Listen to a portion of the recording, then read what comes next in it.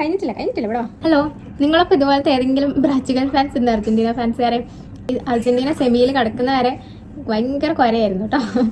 ഈജിപ്തിൻ്റെ ഒപ്പമുള്ള കളിയും കേപ്പ് വെർഡേൻ്റെ ഒപ്പമുള്ള കളിയൊക്കെ കഴിഞ്ഞപ്പോൾ കുരയോട് കുരയായിരുന്നു.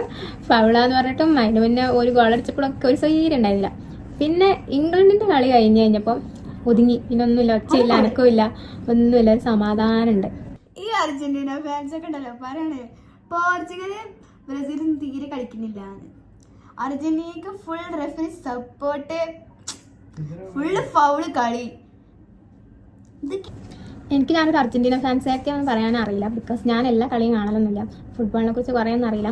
അതുപോലെ അർജന്റീനയിലത്തെ ആൾക്കാരെ പേര് പറയാൻ പറഞ്ഞാൽ ഇപ്പോൾ സോങ് ഒക്കെ ഇറങ്ങിയതിന് ശേഷമാണ് ആൾക്കാരെ പേരൊക്കെ അറിഞ്ഞു തുടങ്ങിയത്. ആകെ അതിന് മുന്നേ മെസ്സിനെ അറിയാനും ഡിമരിയനെ അറിയാനും. പിന്നെ അതുകൊണ്ട് അർജന്റീനയുടെ ഫാൻസായിട്ടാണോ അല്ലെങ്കിൽ ഫുട്ബോളിൻ്റെ ഫാനാണോ എന്ന് ചോദിച്ചാൽ എനിക്കറിയില്ല. പിന്നെ പക്ഷെ എനിക്ക് ഒന്നറിയാം, അർജന്റീനയുടെ കളി ഉണ്ട് എന്ന് പറഞ്ഞു കഴിഞ്ഞാൽ ഹാർട്ട് ബീറ്റ് ഇങ്ങനെ കൂടും.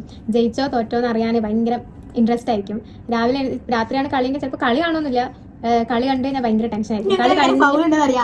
കളി കഴിയുന്നവരെ കളി കാണാൻ നമുക്ക് തോന്നില്ല, കാരണം ടെൻഷൻ ഗോളടിക്കൂലേക്ക് വെച്ചിട്ട് ഭയങ്കര ടെൻഷൻ ആയിരിക്കും. അപ്പം രാവിലെ എണീച്ച് കഴിഞ്ഞാൽ പക്ഷെ ആദ്യം നോക്കുക ജയിച്ചോ തോറ്റോ ഗോളടിച്ചോ, പിന്നെ ഹൈലൈറ്റ്സ് എടുത്ത് കാണും. പിന്നെ ഇപ്പം റീൽസ് ഒക്കെ വന്നതുകൊണ്ട് റീൽസ് നോക്കി എല്ലാം അറിയാം. അപ്പം അതൊക്കെ ഇരുന്ന് കാണും, കുറേ നല്ല റീൽസ്.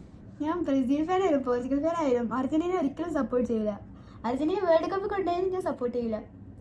ഈ വർഷത്തെ കളി നല്ല മോശം കളിയാണ് കേട്ടോ. 2014 വേൾഡ് കപ്പ് മിസ്സായപ്പോൾ മെസ്സി കരയുന്നതിൻ്റെ ഒപ്പം ഞാനിരുന്ന് കരഞ്ഞിട്ടുണ്ട്.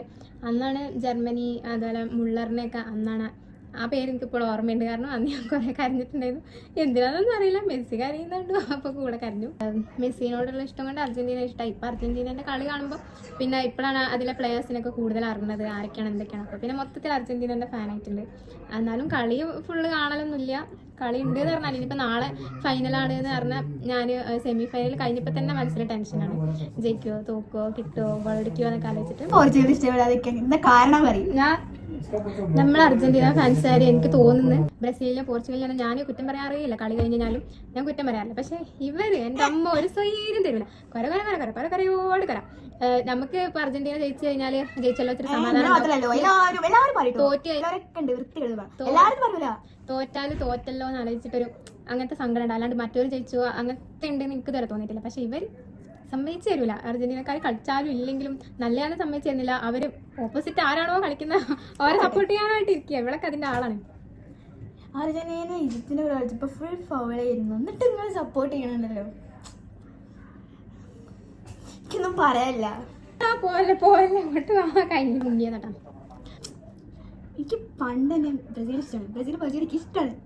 പക്ഷെ എനിക്ക് അർജന്റീന തീരെ ഇഷ്ടമല്ല. നിങ്ങളൊക്കെ